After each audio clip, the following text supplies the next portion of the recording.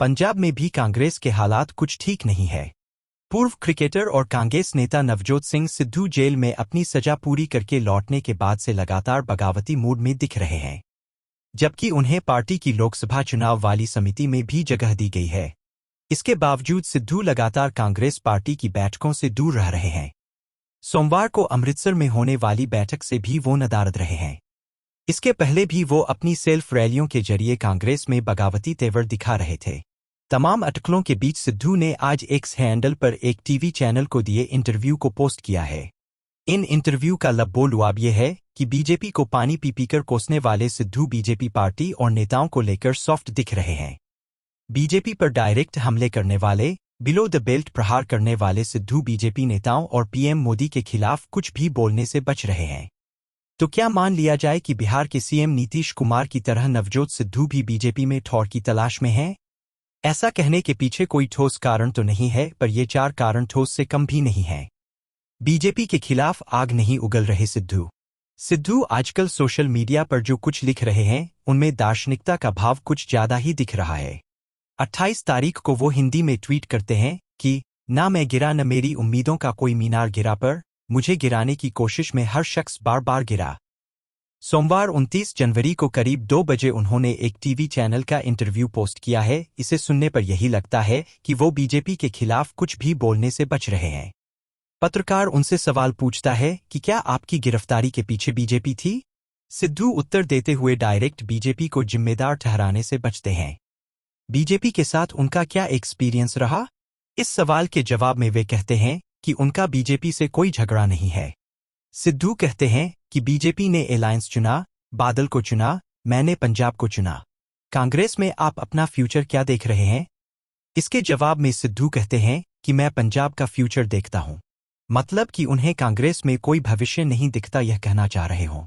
सिद्धू के कई करीबी जा चुके हैं। बीजेपी में पिछले महीने खबर आई कि पंजाब कांग्रेस नेता सिद्धू के करीबी और लुधियाना के आत्मनगर के कांग्रेस इंचार्ज कमलजीत सिंह कंवल ने पार्टी की प्राथमिक सदस्यता से इस्तीफा दे दिया और बीजेपी का दामन थाम लिया है।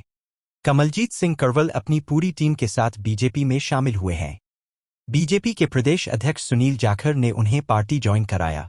कांग्रेस में आपसी गुटबंदी की वजह से और पिछले साल बटाला एवं माझा के टकसाली कांग्रेसी और पंजाब कांग्रेस के 62 वर्षीय वरिष्ठ नेता अश्विनी सेखड़ी ने भी कांग्रेस को छोड़कर भाजपा में ज्वाइन कर लिया था।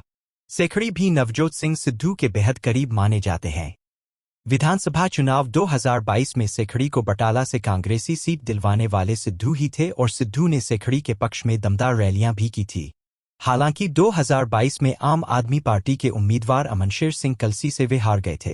बीजेपी को भी सिद्धू जैसा कोई कद्दावर नेता चाहिए पंजाब में। प्रधानमंत्री नरेंद्र मोदी के नेतृत्व में भारतीय जनता पार्टी पूरे देश की पार्टी बन चुकी है। पूर्वोत्तर पर फतह हो चुका है। दक्षिण में सिर्फ 2 राज्यों को छोड़ दिया जाए तो उत्तर में सिर्फ पंजाब ही ऐसा राज्य है जहां बीजेपी चाहकर कुछ भी नहीं कर पा रही है। जिस तरह पंजाब के मामलों में पीएम मोदी इंटरेस्ट लेते हैं, उससे यही लगता है कि पंजाब में बीजेपी को मजबूत करना उनके प्रमुख उद्देश्यों में से एक है। पंजाब कांग्रेस के तमाम कद्दावर नेता बीजेपी में शामिल हो चुके हैं, पर धरातल पर बीजेपी कुछ नहीं कर पा रही है। पूर्व मुख्यमंत्री कैप्टन अमरिंदर सिंह और कांग्रेस के पूर्व पंजाब अध्यक्ष सुनील जाखड़ के बीजेपी ज्वाइन करने के बाद भी पार्टी राज्य में चौथे नंबर की ही पार्टी बनी हुई है। कैप्टन अमरिंदर की उम्र उनके सक्रिय होने में आड़े आती है। जाखड़ हिंदू होने के चलते जट सरदारों के बीच में बीजेपी को मजबूत नहीं कर पा रहे हैं। अकाली दल अभी तक एनडीए में शामिल नहीं हो सका है। सिद्धू के अनुसार उनके भारतीय जनता पार्टी छोड़ने का एक कारण अकाली दल के साथ बीजेपी का अलायंस भी था। अगर बीजेपी अकाली दल को साथ में नहीं लाती है तो नवजोत सिंह को भी बीजेपी में आने का एक बहाना मिल जाएगा और बीजेपी को एक ऐसी शख्सियत मिल जाएगी जो पार्टी का चेहरा बन सके। आम आदमी पार्टी लेगी नहीं, कांग्रेस का भविष्य अंधकार में है। पंजाब के मुख्यमंत्री भगवंत मान के चलते अब सिद्धू की एंट्री आम आदमी पार्टी में होनी मुश्किल है। एक मौका ऐसा भी था कि लगता था कि सिद्धू आम आदमी पार्टी में मुख्यमंत्री पद के दावेदार हो सकते हैं, पर बात नहीं बन सकी। अब सिद्धू ने आम आदमी पार्टी और सीएम भगवंत मान के खिलाफ ऐसा मोर्चा खोल लिया है कि वे पंजाब सरकार के विरोध के प्रतीक बन चुके हैं। ऐसी हालत में उनके लिए आम आदमी पार्टी में जगह नहीं बचती है।